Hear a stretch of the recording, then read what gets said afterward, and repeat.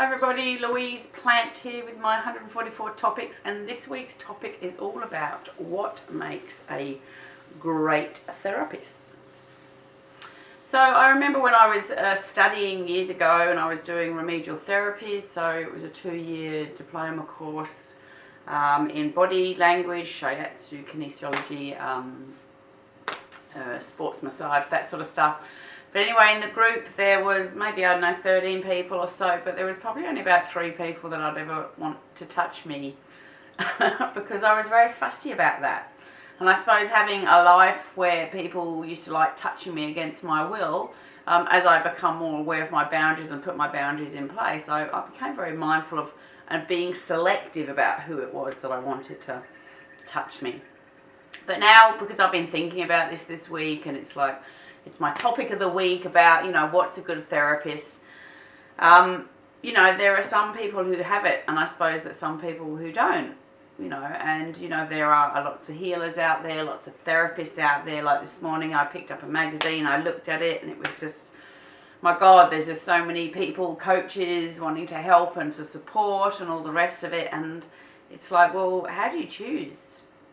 How do you choose, and how do you know that someone's a good therapist? So, we could look at their credentials. I've got lots of credentials. I've got lots of letters after my names. I've studied for many, many years. But does that necessarily make you a good therapist? And being a teacher and a lecturer of complementary therapies, I've had students that have come through the 20 odd years or so, highly academic, really, know their stuff really good.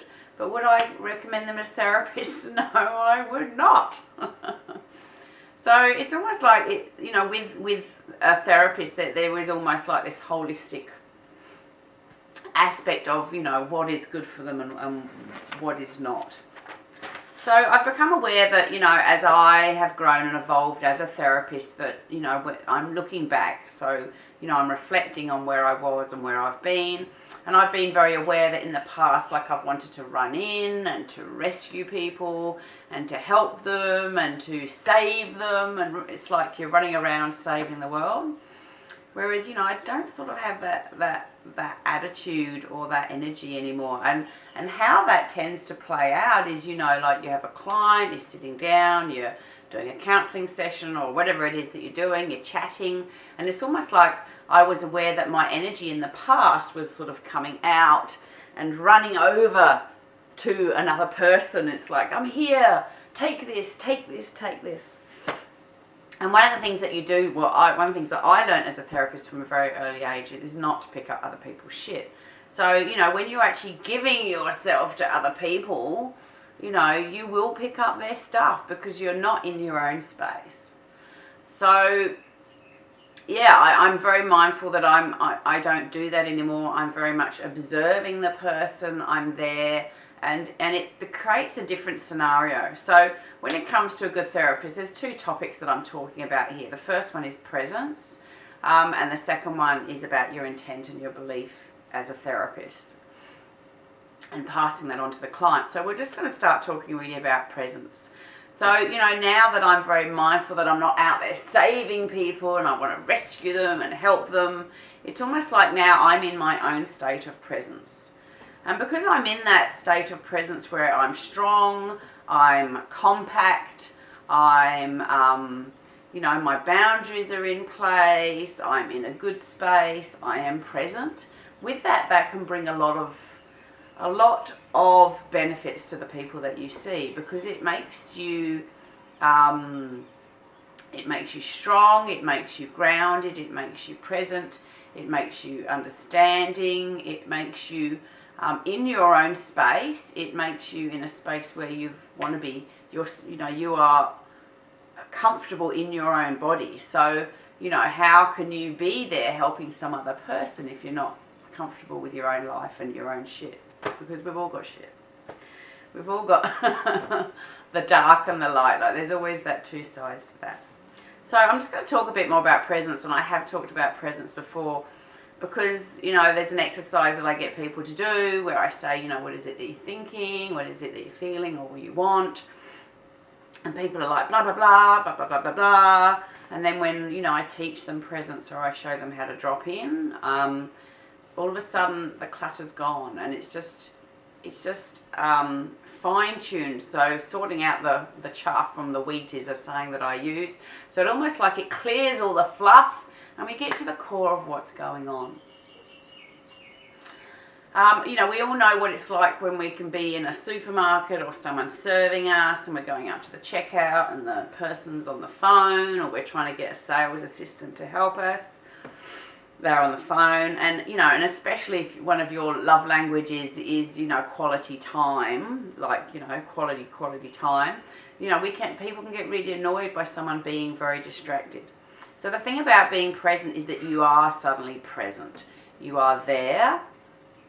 And it puts you into a space of understanding, and it puts you into a space of empathy where you're not actually carrying it, you're not actually caretaking it, you're not actually doing anything rather than holding your own space and being in a space of observing where the person's at. You know, and this can be one thing as a therapist and a healer where we want to run around and save the world, but, you know, as with everything, the priority person for us to be looking at, being content with, having that feeling of joy and happiness in our life, you know, is us primarily. So it is always us first. I just want to mention about, you know, caretaking. When we run around caretaking for other people, which means we're running around sorting out their stuff, the issues that can arise from that is A, that, you know, you can be putting other people in front of your own value. B, you can also be denying the other person their growth, because how are they going to sort their freaking shit out if you keep doing it for them? And C, you know, the whole boundary thing of picking up energy. You know, we're moving into a realm and a time where, you know, there is going to be a more awareness of energy. There is going to be more awareness of the thoughts that we're having and how that's playing out in our life. And I'm seeing that more and more all the time. I've got a customer at the moment emailing me, and I just think, well, I don't think, but I'm very aware of the fact that, you know, the thought processes that person is having is just there in their life. Like it's playing out, and, you know, part of me feels like saying, well, are you aware of what you're saying and what you're thinking? Because that's playing out. But again, as I'm more in my own presence, I don't feel the need to jump in there and to do that anymore. So it's almost like, so rather than me chasing, I'm just in my space and I'm letting people come to me, and I'm offering my wisdom, my knowledge, my expertise when it's being asked for and wanted, as opposed to doing that. So presence is hugely important. You know, presence is very important in helping you to feel grounded. It helps you to be clear about what you're thinking. It gives you focus. You know, when we're present, we're away from fear and doubt. You know, you can feel it in people's tone of their voice. You can feel it in their body language. You can feel it in their speech. And you are there for them. You are there for them. So, you know, the term holding space is being used a lot more now. There's a lot more new terminology that we're we're accepting a lot more, in the fact that, you know, when we're present and we hold space, it just makes such a difference. And it really cuts out the drama. Like, it cuts out the drama. So, you know, this thing that's happening is, at the moment, you know, there's all this drama going on. It's like, drama going on in front of me, and it's like, well, it's not my shit. Like, it's not my stuff. It's got nothing to do with me. I'm just observing that going on. But yeah, I'm there to help if help's needed, or if I'm asked for help, or if it does start to affect me in whatever it is, or, you know, if it affects me in whatever way, then you know, I can do something to change that. So when we become in a present space, we become very good listeners. We become, you know, more empathetic. You know, we can build a deeper rapport with people.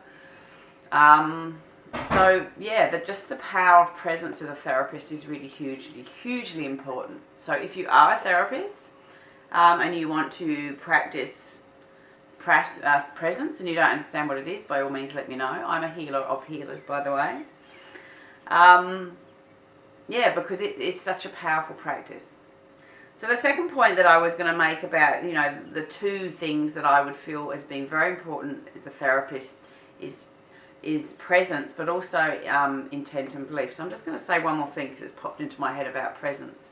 Now, be mindful that presence isn't something that's pushy. It's not something that's projecting power and energy onto other people. It's something that is just basically contained. It's a contained, grounded, connected feeling. It's probably the easiest way that I could describe that, because it is an embodiment thing. Sometimes it's not easy to describe. So let's talk about intent and belief. So, we've all heard of the placebo effect, that, if you take a sugar pill, 50% of the people who are told that the sugar pill is going to help their pain, it will help them. So that really shows the power of intent. So if we believe that we have that ability and this will do that, then that will play out. And there's lots of, there's been studies where people have been taking this and they've told them that it's going to work, or they've taken the wrong thing, and because they feel it's that thing that's going to help them, it has helped them. But probably the most powerful thing that I saw that really caused the mind shift for me was watching the Greg Braden Science of Miracles, and I wrote about this in my blog, because there's a woman with a cancerous tumour, a 3-inch tumour in her uterus. I was going to say uterus. In her uterus, and basically it heals itself within under 5 minutes, and it's just so amazing to watch. I had to watch it about 10 times because I couldn't get my thought processes and my mental state couldn't quite grasp it until I was like, oh my God, like we can heal in minutes. We can heal in minutes, and we all can, and we all have that ability. But what we have to have is the intent and the belief about that. Talking with students this week, we had a bit of a heated topic on a topic that I'm not going to mention, but it was actually getting quite heated because I could feel the fear from these people. Like, I could feel the fear. So knowing that, the powers of B, the powers of A, or whatever you want to call it, we're very much contained by fear. So fear-mongering, in the news, in the newspaper, putting it out there, oh my God, don't do this. So we could constantly live in fear that if we don't comply, if we don't do what we're told, if we don't do what we're meant, what others want us to do, then this is going to happen. And we can end up taking on that fear. So that can be quite a thing to overcome when it comes to looking at what your belief and intent is. So part of my message really is about the fact that, we have the power to heal. We have the power to heal instantaneously. We have the power to heal in minutes. So on this documentary, there's 2 men that are hands off on this woman, healing her with the power of prayer. But what has to happen is that all needs to be lined up. So the 2 of them are seeing her healthy and they're seeing her healed. But what has to happen is her intent has to also see herself healed. So to me, a good therapist is someone who can be able to look at ways to shift the mindset of the client that they have to allow them to believe, like to give them the support, the confidence, the knowledge, the wisdom, the whatever it is that the person needs to give that person to say, you can do this, you've got this, you have the power to do this. And to look at ways to keep reinforcing that and allowing that to keep showing up again and again and again in the person's life with, quite simply, you've got this. So a great therapist to me is someone who knows that. Someone who knows that we have the power to create miracles. We have the power to, and these will not be miracles. I will guarantee you, 30 years down the track, it will not be a miracle anymore because it's becoming more commonplace. People are healing themselves through diet, lifestyle, mindset, prayer, meditation. It doesn't really matter what it is. It's just the fact that it is happening now and it's becoming more commonplace. And I can guarantee you there'll be, orthodox doctors in hospitals where people are just spontaneously coming into remission and healing. There's stories and stories after it, about it. So, as a therapist, I want you guys to know that. I want you guys to know and to believe it and to feel it right inside that you've got it. You've got this. So that is very important for me to do that, because if I am not able to impart that support, confidence to you, then you're not going to change. Because the bottom line is, with any therapy, or no matter who you're seeing, no one's ever going to save you. No one's going to help you. No one's ever going to make you better. I remember my early therapy years, this lady, obviously she's got lots of problems. She's going from therapist to therapist. And, her husband's obviously rolling her eyes, like more money wasted on whatever. I could see it as I walked in the door. And he goes, "Oh, you're here to heal her, are you?" And I said, "No, I'm not." And the shock in his face was like, "Oh, that's a different therapist." Because I can't do that. It's not my job, okay? I can support you. I can guide you. I can give you confidence. But the bottom line is that you are the one that has to do the work. You might not like to hear this, but you got yourself in the shit. You have to get yourself out of the shit. So every disease, every ailment, I believe, can be cured instantaneously and miraculously. But I have to get you to believe that. If that is going to happen. And if you don't believe that, then it's probably not going to happen, is it?